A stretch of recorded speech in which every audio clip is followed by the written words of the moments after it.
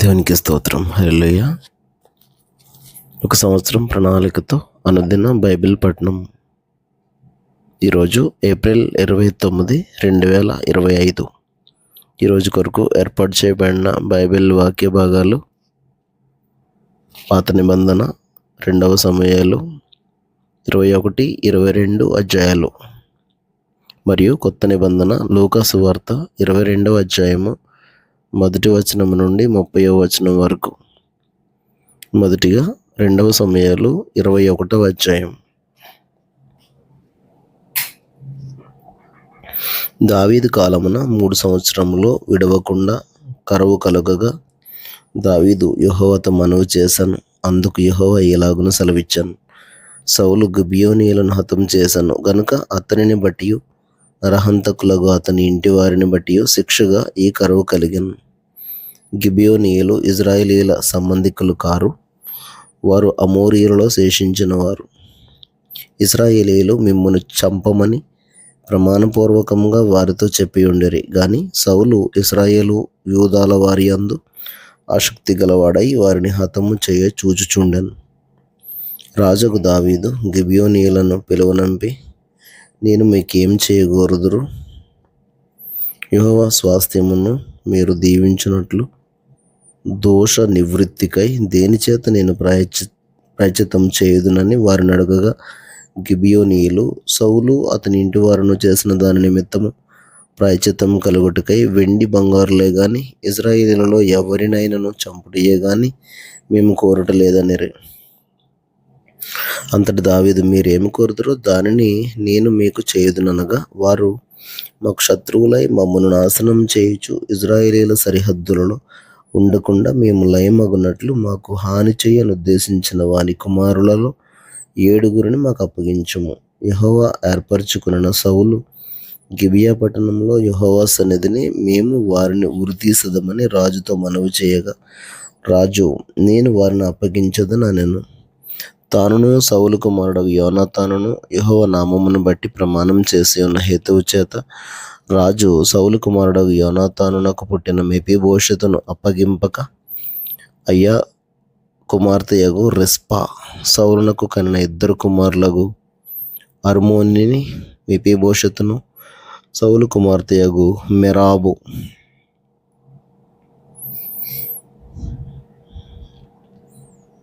మిహూలతీయుడగు బర్జిల్లై కుమారుడైన అద్రీయేలునకు కనిన 5 కుమారులను పట్టుకుని గిబియోనీయులకు అప్పగించాను. వారు ఈ 7 తీసుకుని పోయి కొండ మీద యెహోవా సన్నిధిని ఉరితీసిరి. ఆ 7 ఏకరీతినే చంపబడిరి. కోతకాలమున యవల కోత ఆరంభమందు వారు మరణమైరి. అయ్యా కుమార్తెయగు రిస్పా గోనెపట్ట తీసుకుని కొండపైన పరుచుకొని కోతకాలారంభము మొదలుకొని ఆకాశము నుండి వర్షము ఆ కళేబరముల మీద కురియు వరకు అచ్చటనే ఉండి, పగలు ఆకాశ పక్షులు వాటి మీద వాలకుండాను రాత్రి అడవి మృగములు దగ్గరకు రాకుండాను వాటిని కాచుచుండగా, అయ్యా కుమార్తెయగు రిస్పా అను సౌలు ఉపపత్తిని చేసినది దావీదునకు వినబడెను. కాబట్టి దావీదు పోయి సౌలు ఎముకలను అతని కుమారుడైన యోనాతాను ఎముకలను యాబేష్ గిలాదు వారి యొద్ద నుండి తెప్పించాను. ఫిలిష్తీయులు గిల్బోవలో సౌలును హతం చేసినప్పుడు వారు సౌలును యోనాతానును బేత్షాను పట్టణపు వీధిలో వేలాడగట్టగా, యాబేష్ గిలాదు వారు వారి ఎముకలను అచ్చట నుండి దొంగిలి తెచ్చి యుండిరి.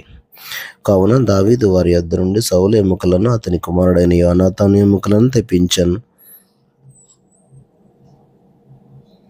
రాజాజ్ఞను బట్టి ఉరి తీయబడిన వారి ఎముకలను జనులు సమకూర్చిరి. సౌలు ఎముకలను అతని కుమారుడైన యోనాతాను ఎముకలను బెన్యామీనీయుల దేశమునకు చేరిన సేలాలోనున్న సౌలు తండ్రియగు కీషు సమాధి యందు పాతిపెట్టిరి. రాజు ఇలాగు చేసిన తరువాత దేశం కొరకు చేయబడిన విజ్ఞాపనమును దేవుడు అంగీకరించెను. ఫిలిష్తీయులకును ఇశ్రాయేలీయులకును యుద్ధము మరలా జరగగా దావీదు తన సేవకులతో కూడా దిగిపోయి ఫిలిష్తీయులతో యుద్ధం చేయనప్పుడు అతడు సొమ్మసిల్లెను.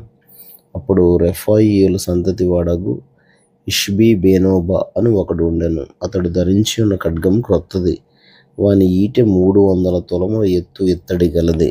నేను దావీదును చంపెదనని అతడు చెప్పి ఉండెను. సెరూయా కుమారుడైన అబీషై రాజును ఆదుకొని ఆ ఫిలిష్తీయుని కొట్టి చంపెను. దావీదు జనులు దీన్ని చూచి, ఇశ్రాయేలీయులకు దీపమగు నీవు ఆరిపోకుండానట్లు నీవు ఇక మీదట మాతో కూడా యుద్ధమునకు రావద్దని అతని చేత ప్రమాణం చేయించిరి.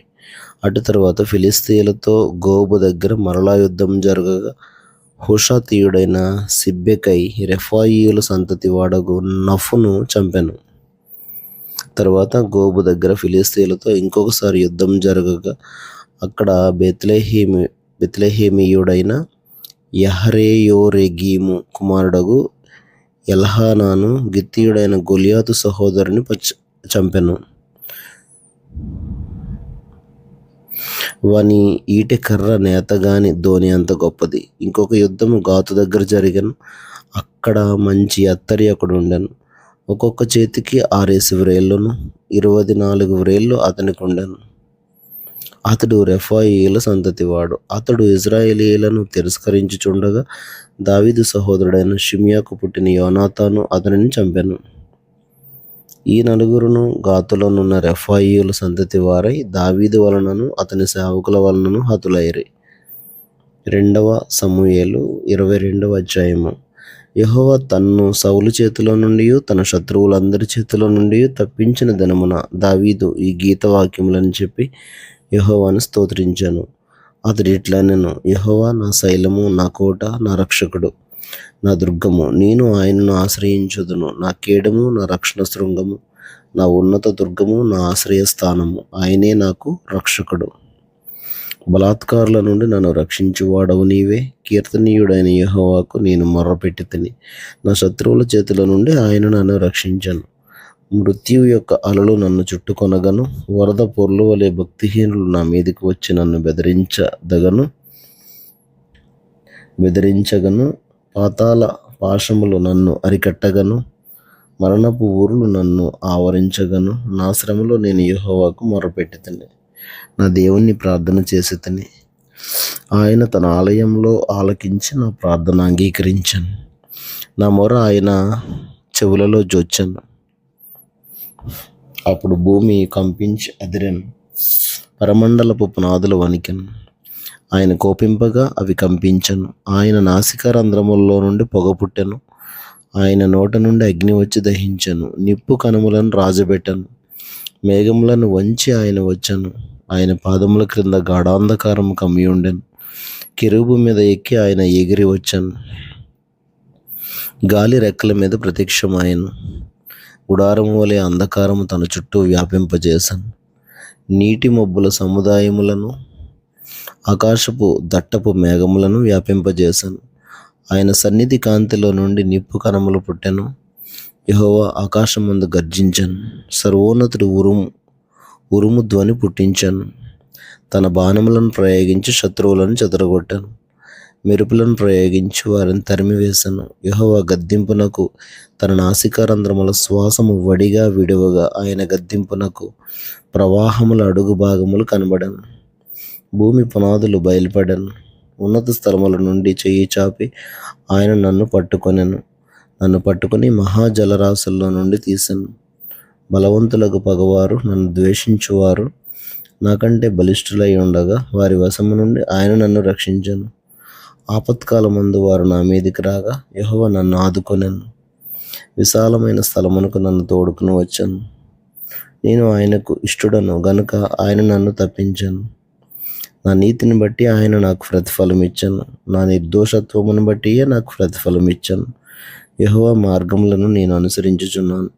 భక్తిహీనుడనై నా దేవుని విడనాడిన వాడను కాను. ఆయన న్యాయ విధులన్నిటినీ నేను లక్ష్య పెట్టుచున్నాను.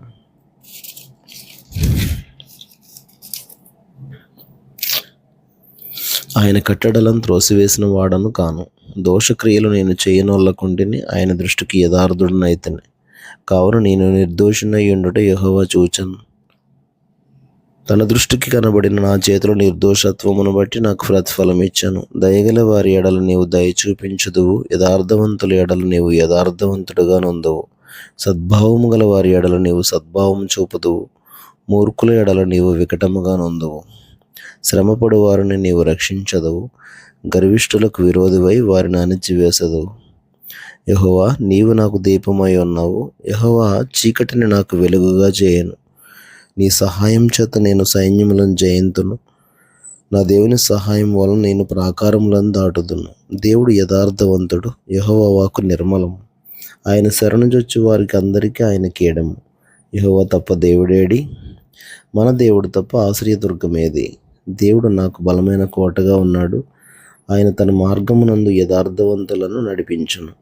ఆయన నా కాళ్ళు జింక కాళ్ళ వలె చేయను. ఎత్తైన స్థలముల మీద నన్ను నిలుపును. నా చేతులకు యుద్ధము చేయ నేర్పువాడు ఆయనే. నా బాహువులు ఎత్తడి విల్లును ఎక్కుబెట్టును. నీవు నీ రక్షణ కేడమును నాకు అందించుదువు. నీ సాత్వికము నన్ను గొప్ప చేయను. నా పాదములకు చోటు విశాలపరచుదువు. నా చీలమండలు బెనకలేదు. నా శత్రువులను తరిమి నాశనం చేయుదును. వారిని నశింపజేయు వరకు నేను తిరగను. నేను వారిని మృంగివేయుదును. వారిని తుత్తునీలుగా కొట్టుదును. వారు నా పాదముల క్రింద పడి లేవలేకయుందురు. యుద్ధమునకు బలము నీవు నన్ను ధరింపజేయుదువు. నా మీదికి లేచిన వారిని నీవు అణిచివేయుదువు. నా శత్రువులను వెనుకకు మల్ల చేయుదువు. నన్ను ద్వేషించు వారిని నేను నిర్మూలం చేయుదును. వారు ఎదురు చూతురు కానీ రక్షించువాడు ఒకడును లేకపోవును. వారు యెహోవా కొరకు కనిపెట్టుకొనును, ఆయన వారికి ప్రత్యుత్తరం ఇయ్యకుండును. నేల ధూళి వలె వారిని నలుగగొట్టెదను, పొడిగా వారిని కొట్టెదను. వీధిలోని పెంట వలె నేను వారిని పారపోసి అనగదొక్కెదను. నా ప్రజల కలహములలో పడకుండా నీవు నన్ను విడిపించితివి. జనులకు అధికారిగా నన్ను నిలిపితివి.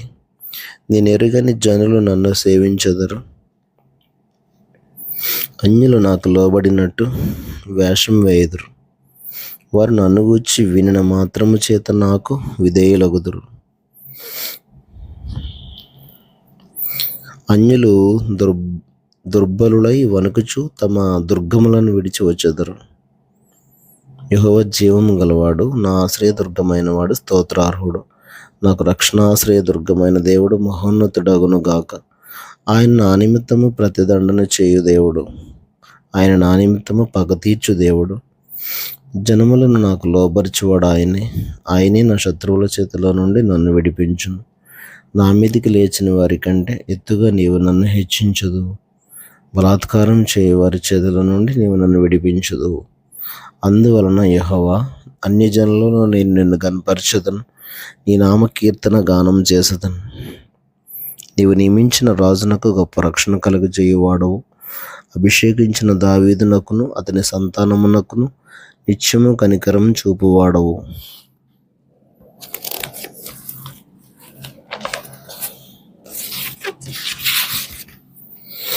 కొత్త నిబంధన లూకా సువార్త 22వ అధ్యాయము 1వ వచనం నుంచి 30వ వచనం వరకు. పస్కా అనబడిన పులియని రొట్టెల పండుగ సమీపించెను. ప్రధాన యాజకులను శాస్త్రులను ప్రజలకు భయపడిరి గనుక ఆయనను ఏలాగు చంపింతుమని ఉపాయం వెదకుచుండిరి. అంతటా 12 మంది శిష్యుల సంఖ్యలో చేరిన ఇస్కరియోతు అనబడిన యూదాలో సాతాను ప్రవేశించెను గనుక వాడు వెళ్ళి ఆయనను వారికి ఎలాగ అప్పగింపవచ్చునో దానిని గూర్చి ప్రధాన యాజకులతోనూ అధిపతులతోనూ మాట్లాడాను.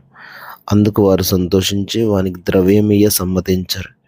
వాడు అందుకు ఒప్పుకొని జనసమూహం లేనప్పుడు ఆయనను వారికి అప్పగించుటకు తగిన సమయం వెతుకుచుండాను. పస్కా పశువును వధింపవలసిన పులియని రొట్టెల దినము రాగా యేసు పేతురును యోహానును చూచి, మీరు వెళ్ళి మనం భుజించుటకై పస్కాను మన కొరకు సిద్ధపరచుటను వారిని పంపెను. వారు, మేము ఎక్కడ సిద్ధపరచగోరుచున్నావని ఆయనను అడగగా ఆయన, ఇదిగో, మీరు పట్టణంలో ప్రవేశించినప్పుడు నీళ్ల కుండ మోసుకొని పోవచ్చును ఒకడు మీకు ఎదురుగా వచ్చును. అతడు ప్రవేశించి ఇంటిలోనికి అతని వెంట వెళ్ళి, నేను నా శిష్యులతో కూడా పస్కాను భుజించుటకు విడిది గది ఎక్కడనని బోధకుడు నిన్ను అడుగుచున్నాడని ఇంటి యజమానితో చెప్పుడి. అతడు సామగ్రి గల యొక్క గొప్ప మేడగది మీకు చూపించును, అక్కడ సిద్ధపరచుడని వారితో చెప్పాను. వారు వెళ్ళి ఆయన తమతో చెప్పినట్టు కనుగొని పస్కాను సిద్ధపరచరు. ఆ గడియ వచ్చినప్పుడు ఆయనయు ఆయనతో కూడా అపోస్తలులను పంక్తిని కూర్చుండిరి. అప్పుడు ఆయన, నేను శ్రమ పడక మునుపు మీతో కూడా ఈ పస్కాను భుజింపవాలని మిక్కిలి ఆశపడుతుంది. అది దేవుని రాజ్యంలో నెరవేరు వరకు ఇకెన్నడూను దాన్ని భుజింపనని మీతో చెప్పుచున్నానని వారితో చెప్పి ఆయన గిన్నె ఎత్తుకుని కృతజ్ఞతాస్తుతులు చెల్లించి, మీరు దీనిని తీసుకుని మీలో పంచుకొనుడి. ఇక మీదట దేవుని రాజ్యం వచ్చే వరకు నేను ద్రాక్షారసం త్రాగనని మీతో చెప్పుచున్నాను అన్నాను. పిమ్మట ఆయన ఒక రొట్టె పట్టుకుని కృతజ్ఞతాస్తుతులు చెల్లించి దాన్ని విరిచి వారికి ఇచ్చి, ఇది మీ కొరకు ఇయ్యబడుచున్న నా శరీరం, నన్ను జ్ఞాపకం చేసుకుంటకు దీనిని చేయడని చెప్పాను. ఆ ప్రకారమే భోజనమైన తర్వాత ఆయన గిన్నెయు పట్టుకుని, ఈ గిన్నె మీ కొరకు చిందింపబడుచున్న నా రక్తము వలననైన క్రొత్త నిబంధన.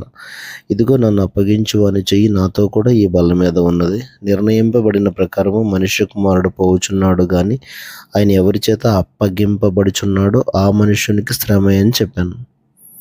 వారు ఈ పనిని చేయబోవాడెవరో అని తమలో తాము అడుగుకొనసాగిరి. తమలో ఎవడు గొప్పవాడని ఎంచబడునో అని వివాదం వారిలో పుట్టగా ఆయన వారితో ఇట్లనెను, అన్యజనములలో రాజులు వారి మీద ప్రభుత్వం చేయుదురు, వారి మీద అధికారం చేయువారు ఉపకారులు అనబడుదురు. మీరైతే అలాగుండరాదు.